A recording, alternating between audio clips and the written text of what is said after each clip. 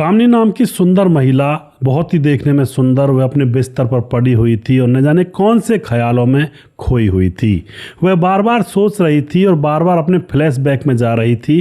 जो जो उसके जीवन में घटित हुआ था, वह सोच रही थी कि मैं बहुत सुंदर थी और बड़े आदमी से मेरी शादी होनी चाहिए थी और जिससे कि मैं उसके साथ घूमा फिरा करती, मज़े से ज़िंदगी कटती।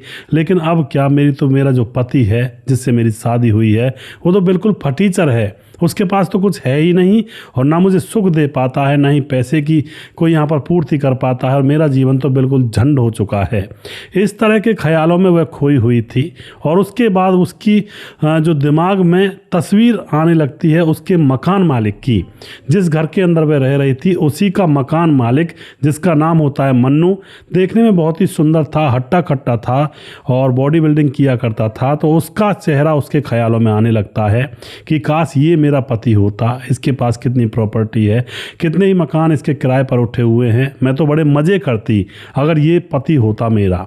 उसी को ख्यालों में लेकर के मचलने लगती है, तन बदन हिलने लगता है और फिर दोस्तों दरवाजे पर किसी ने दस्तक दी होती है। जैसे कोई दरवाज़ा खटखटा रहा होता है तो ये अंदर से जा कर के अपने कपड़े लत्ते अच्छी तरह से सही करती है और फिर दरवाजे पर जा कर के किवाड़ को खोल देती है और जैसे ही सामने देखती है तो सामने वही उसका मकान मालिक, जिसका नाम होता है मन्नू। और उसी के बारे में ये सोच रही थी पिछले आधे घंटे से, अपने ख्यालों में उसी को लेकर पता नहीं क्या क्या पुलाव पका रही थी। सामने मन्नू को देख करके एकदम से सहमी हुई सी कहती है, जी आइए आप। और फिर मन्नू इसके पास आ जाता है, कहता है, भाभी जी थोड़ा सा 2 पैग मैं आपके कमरे में बैठकर लगा सकता हूँ, नीचे डिस्टरबेंस होता है और जब से आपके पति गए हैं तब से बस मज़ा नहीं आ रहा पार्टी करने में।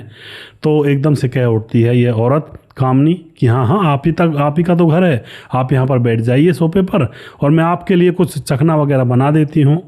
क्योंकि दोस्तों रोज़ रोज़ वही चखना बनाया करती थी, तो गैस पर जा कर के चटपटा सा कुछ सामान बना करके और उसके सामने परोस देती है। और फिर यहाँ पर जो मकान मालिक होता है, जिसका नाम होता है मन्नू, वह एक एक गिलास पैग घालने लगता है और एक दूसरे गिलास में भी पैग घालता है और फिर अब इस कामनी से कहता है, भाभी जी आपके लिए जो गिलास था वो भी मैंने भर दिया है, आप भी आ जाइए। कामनी कहती है, मैं तो शराब पीती नहीं हूँ। लेकिन मकान मालिक कहता है कि आज पी लीजिए, पीती नहीं हो तो ऐसा कौन सा ये जहर है, मुझे कंपनी नहीं दोगी, पार्टी कर रहा हूँ मैं यहाँ पर, कोई तो साथी चाहिए बैठकर शराब पीने के लिए, बात करने के लिए। अब तो भाभी के मन में तो पहले से ही वही चल रहा था, अब उसको कहाँ देर लगने वाली थी। एकदम से उसके पास आती है, कहती है मैं पी नहीं सकती हूँ, बहुत कड़वी बताते हैं लोग इसको। मन्नू कहता है कड़वी नहीं लगेगी और गिलास में पानी डाल देता है और पानी के साथ उसको एक पैग दे देता है। एक पैग लगता है, फिर दूसरा भी देता है, तीसरा भी लगता है।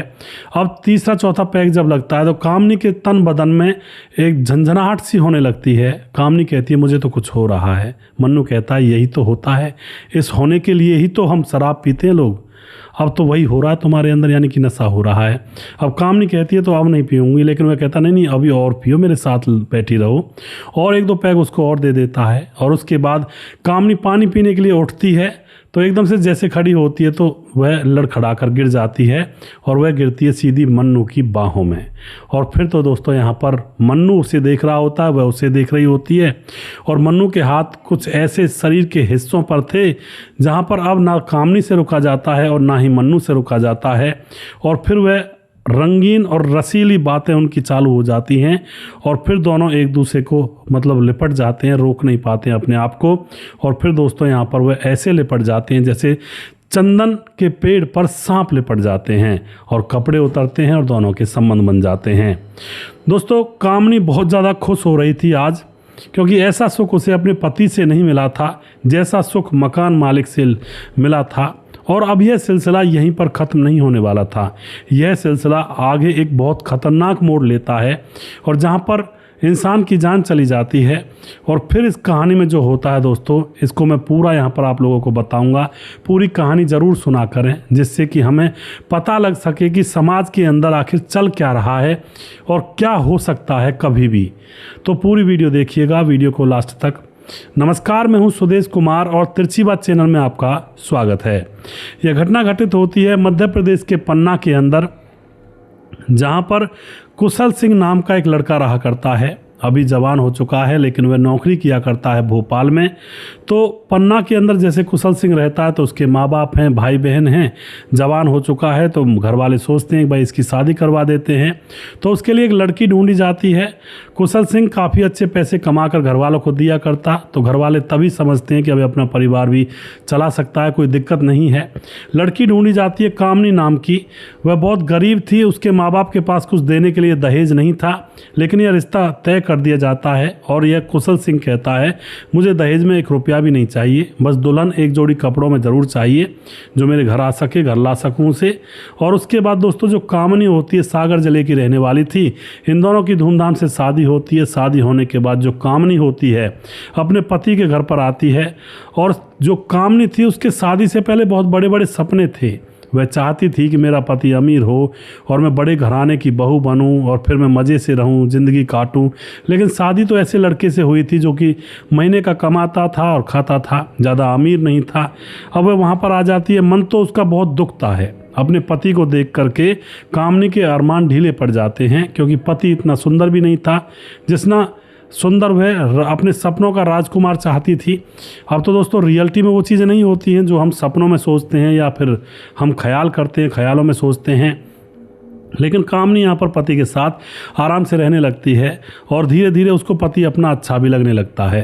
अभी तक सिलसिला ये चल रहा था कि जो कुशल सिंह होता है वह नौकरी करने के लिए भोपाल जाया करता, कुछ दिन वहाँ पर रहता और कुछ दिन के लिए छुट्टी लेकर के गाँव आ जाया करता।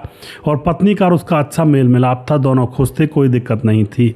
अब कुछ दिन के बाद जो पत्नी होती है वह कुशल सिंह से कहती है कि देखो जी, आप यहाँ पर कई कई दिनों में आते हो और मेरा तो मन नहीं लगता है यहाँ पर, मुझे भी अपने साथ ले चलो, जिस कमरे में आप रहोगे मैं वहीं पर रह लूँगी, आपका खाना वाना बना दिया करूँगी, आपके कपड़े लत्ते धो दिया करूँगी और ऊपर से मैं आपके साथ रहूँगी तो मेरा मन लग जाएगा, आपसे दूर नहीं रह सकती मैं। अब यह बात कुशल सिंह को लगता है कि यार कामनी उससे प्यार बहुत ज़्यादा करती है और कुशल सिंह तो अपनी पत्नी से प्यार करता ही था। उसके भी मन में ये विचार आता है कि अगर ये मेरे पास रहेगी तो हम दोनों रोज़ मिला करेंगे। और उसके बाद दोस्तों यहाँ पर कुशल सिंह तैयार हो जाता है। माँ बाप भी कोई विरोध नहीं करते हैं, वो भी कह देते हैं कि हाँ हाँ बेटा बिल्कुल जाओ, आराम से खाओ कमाओ, मज़े से रहो। तो ये दोनों पति पत्नी अब भोपाल की तरफ रवाना हो जाते हैं और वहाँ पर यह किराए का कमरा लेकर रहा करते थे। लेकिन दोस्तों आपको पता है किराए का मकान कभी किराएदार निकाल दिया करते कि अब जाओ यहाँ से, कभी किसी किराएदार के पास, कभी किसी किराएदार के पास, इसी तरह से सिलसिला चलता रहता है। इनके साथ भी ऐसा ही होता है, किराए के मकान बदलने पड़ते हैं कई बार। अब जो कामनी होती है वह वहाँ पर शहर के अंदर उसकी आंखें चकाचौंध हो जाती हैं पैसे वाले लड़कों को देख करके। अपने तन बदन में पता नहीं क्या क्या ख्याल पकाने लगती है, लेकिन हर लड़का अपना नहीं हो सकता, तो वह चुप भी रह जाया करती, मन के अरमान मन में रह जाया करते, इधर उधर नज़रें घुमाया करती, सुंदर सुंदर लड़के शहर में देखा करते, उनको देख करके अपने तन बदन को महसूस कर रह जाया करती। लेकिन अभी भी अपने पति के साथ रह रही होती है। धीरे धीरे समय गुजरता है और अब क्या होता है, एक ऐसे मकान में ये पहुँच जाते हैं जिस मकान मालिक का नाम होता है मन्नू बाबा, और उसकी जो पत्नी थी वह उसको छोड़ कर के मायके में रहा करती थी और मकान मालिक अकेला उसी घर में रहा करता था जहाँ पर रूम किराए पर दिए जाते हैं। वह नीचे वाले पोर्शन में रहता था और ऊपर वाला बहुत बड़ा पोर्शन बनाया हुआ था जहाँ पर बहुत सारे कमरे थे, तकरीबन 20 से 25 कमरे, और उनको किराए पर देता था, उनसे उसका गुजर बसर चलता था। अब तो ये वहाँ पर पहुँच जाते हैं, इनको किराए पर कमरा चाहिए था। तो ये जैसी बात करते हैं मन्नू बाबा से, तो साथ में पत्नी थी जिसका नाम कामनी था और साथ में कुशल सिंह था। दोनों पति पत्नी जब उसके सामने खड़े होते हैं तो मन्नू सिंह जो कि शराब वगैरह पिया करता था, अय्याशी किया करता था, लड़कीबाजी भी किया करता था और वैसे सेहत से हष्ट पुष्ट था, हेल्थ क्लब भी जाया करता था, जिम जाया करता था। जैसे वह कामनी को देखता है मोहित हो जाता है, सोचता है कि अरे ये तो बड़ा अच्छा माल हमारे घर में आया है, तुरंत रूम किराए पर दे देता है और फिर दोस्तों वह लोग उसके घर में किराए पर रहने लगते हैं। अब तो यहाँ पर धीरे धीरे जो मकान मालिक होता है मन्नू, वह कामनी के पति कुशल सिंह से यारी दोस्ती बढ़ाता है कि अरे तुम तो नौकरी पर ही जाते रहते हो, कभी हमारे पास भी बैठ जाया करो और बैठ कर कोई शराब वगैरह पी लिया करते हैं हम थोड़ा बहुत, और तुम भी पी लिया करो। तो अब वह कुशल सिंह को शराब पिलाने लगता है अपने पास नीचे बिठाकर धीरे धीरे कुछ दिन गुजरते हैं। अब जो यह मन्नू होता है यह बार बार उसकी पत्नी कामनी की तरफ देखा करता, तो अंतर मन में न जाने कौन कौन से विचार और कौन कौन से ख्याल उसके पनपा करते। और इधर जो कामनी होती है वह भी मन्नू की तरफ देखा करती, तो एकदम से निढाल हो जाया करती कि अगर ऐसा पति मेरा होता तो बस ज़िंदगी रंगीनियों में गुजरती, और पैसे वाला भी है और हष्ट पुष्ट भी है। लेकिन अभी ये बातें अपने अपने दिलों में ही थी। अब जो मन्नू होता है वह अब कुशल सिंह से कहता है कि यार नीचे हम शराब पीते हैं। दोनों रोज़ शराब पीने लगे थे। तो कहता है मनु नीचे शराब पीते हैं, कभी कोई आता है भैया जी हैं या फिर कहाँ गए हैं, तो ऐसा करते हैं तुम्हारे कमरे में बैठते हैं ऊपर, वहीं पर शराब पियेंगे। अब इस बात को कुशल सिंह समझ नहीं पा रहा था और फिर वह कहता है कि हाँ हाँ बिल्कुल चलो ऊपर। और अब वह ऊपर शराब बैठकर पीने लगते हैं। इधर कामनी को वह देखा करता मन्नू सिंह, और अब कामनी उनके लिए चकना बनाया करती, अच्छी अच्छी सब्जियां बनाया करती, क्योंकि पैसे तो मन्नू सिंह दे दिया करता, तो कामनी को भी फायदा हो रहा था, कामनी को और उसके पति कुशल सिंह को, कि सब्जी बनानी नहीं पड़ती, शाम की सब्जी तो यही दे देता है। लेकिन मन्नू बाबा जो होता है वह कामनी की तरफ नज़र टिका कर देखता रहता है, और कामनी का भी मन उसके ऊपर आया हुआ था। दोनों एक दूसरे की तरफ देखकर मुस्कुराया जाए करते और वहाँ पर पार्टी चला करती। अब कुछ दिन गुजरने के बाद एक दिन कुशल सिंह अपने गांव जाता है, क्योंकि पिता की तबीयत खराब थी। तो वह कह जाता है कि कामनी से कि तुम यहीं पर रहना, क्योंकि उसको विश्वास था कि इस घर का मालिक, जो मकान मालिक है मन्नू है, बहुत ही ताकतवर है, हष्टपुष्ट है, और यहाँ पर कोई पत्नी को कोई कुछ कहेगा तो है ही नहीं, तो मैं हो आता हूँ। तो उसके बाद कुशल सिंह अपने गाँव चला जाता है। और अब यहाँ पर दोस्तों जो मन्नू होता है वह विचार करने लगता है। इधर कामनी भी अपने मन ही मन सोच रही थी कि अकेली हूँ, अगर मेरा पति मन्नू होता, इस तरह के ख्याल उसके मन में थे। और मन्नू फिर शाम को शराब पीने के लिए ऊपर चला जाता है। कहता है भाभी जी क्या मैं यहाँ शराब पी सकता हूँ, थोड़ी देर 2 घूंट लगा सकता हूँ। और जो भाभी जी थी कुशल सिंह की पत्नी यानी कि कामनी, वह तो चाहती थी किसी तरह से बात हो मन्नू से। वह कहती है हाँ हाँ बिल्कुल, और फिर चकना बनाती है और फिर वह शराब अब कामनी को भी पिला देता है। कामनी नशे में धुत हो जाती है और फिर ये दोनों एक दूसरे से लिपट सिपट जाते हैं, आंसुओं से रोने लगते हैं कि कामनी कहती है मैं तो तुम्हारे जैसा पति चाहती थी, पता नहीं कहाँ फटी चर के गले में लग गई। और अब तो दोस्तों इन दोनों के संबंध बन जाते हैं, और अब रोज़ रोज़ इनके संबंध बनते हैं। जैसे ही कुशल सिंह नौकरी पर जाया करता तो पीछे से कामनी और इसके संबंध बनने लगते। कई बार कामनी नीचे चली जाया करती और कई बार जो यह लड़का होता है मन्नू, यह कामनी के कमरे में आ जाया करता। इसी तरह से रात दिन अय्यासियाँ यहाँ पर चल रही होती हैं। लेकिन दोस्तों किसी भी गलत काम को आप कितना भी छुपा कर लें, किसी ना किसी को पता लग ही जाता है। पड़ोसियों को पता लगता है तो कुशल सिंह से कह देते हैं तुम्हारी पत्नी तो मकान मालिक के साथ मौज मस्ती करती है। कुशल सिंह अपनी पत्नी से लड़ाई करता है, कामनी भी उससे लड़ती है, और उसके बाद दोस्तों लड़ाई होकर के एक घर बदलने की कोशिश करते हैं। घर बदल देते हैं, दूसरी जगह कमरा ले लेते हैं। लेकिन कुशल सिंह को क्या पता था इनका अब जो रिश्ता बन गया है वो टूटने वाला नहीं है। जब रिश्ता इनका बन ही चुका था, और उसके बाद दोस्तों यहाँ पर कुशल सिंह जो होता है जैसे दूसरा कमरा लेता है, तो मन्नू सिंह अब कामनी के पास उस कमरे पर भी चला जाया करता है, क्योंकि दबंग आदमी था, कहीं भी आ जा सकता था।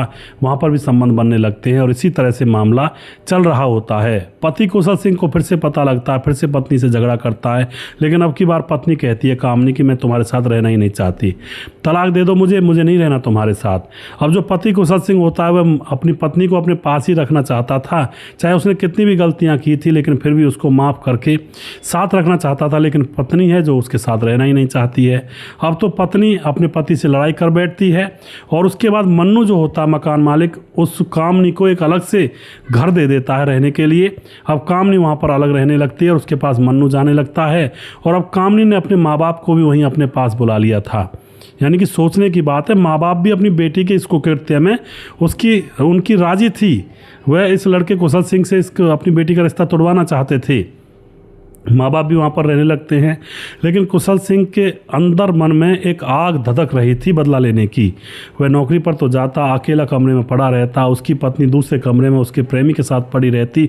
इस तरह का उसका जीवन चल रहा था। और एक दिन की बात है, कुशल सिंह बिल्कुल तैयारी में था। एक दिन जो वह मन्नू था वह स्कूटी पर कहीं मार्केट में निकल रहा था। तभी रास्ते में कुशल सिंह, कामनी का पति, हाथ में चाकू लिए एकदम से उसके पीछे से वार कर देता है गर्दन पर। वैसे तो मन्नू बहुत ज़्यादा ताकतवर था, लेकिन पीछे से वार किया जाता है तो स्कूटी गिर जाती है और फिर इतने में वह कुछ कर पाता है, इतने में तो उसके गले को काट देता है चाकू से और तड़प तड़प कर वहीं पर उसकी मौत हो जाती है। बहुत सारे लोग वहाँ पर खड़े हो जाते हैं और वहीं पर किस्मत की ऐसी बात थी, जो पुलिस की जिप्सी थी वह गश्त पर थी और वहीं पर पुलिस भी देख लेती है ये मामला क्या हो गया। तुरंत आकर के इस कुशल सिंह को पकड़ लेती है, पकड़कर पूछताछ करती है तो बताता है मेरी पत्नी के साथ इसने गंदा रिश्ता बनाया, उसको बहला फुसला करके मुझसे दूर कर लिया। और जबकि दोस्तों यहाँ पर ये मन्नू कामनी से शादी करने की प्लानिंग कर रहा था पूरी, लेकिन उससे पहले यहाँ पर काम तमाम हो जाता है। अब क्या होता है दोस्तों, यहाँ पर अब उसको पकड़ लिया जाता है कुशल सिंह को और उसके बाद उसको जेल में डाल दिया जाता है। इस तरह से एक बसा बसाया घर परिवार उजड़ जाता है। कई बार लोगों के जीवन बर्बाद हो जाते हैं एक छोटे से डिसीजन के चक्कर में। तो आप क्या कहना चाहोगे दोस्तों, क्या पत्नियों को अपने साथ बाहर काम पर ले जाना चाहिए?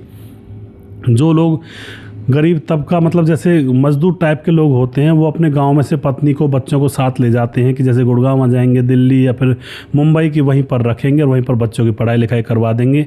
वो निकल जाते हैं नौकरियों पर और पीछे से उनकी पत्नियां, कई लोगों की पत्नियां कुछ ऐसा कुकृत्य कर जाती हैं।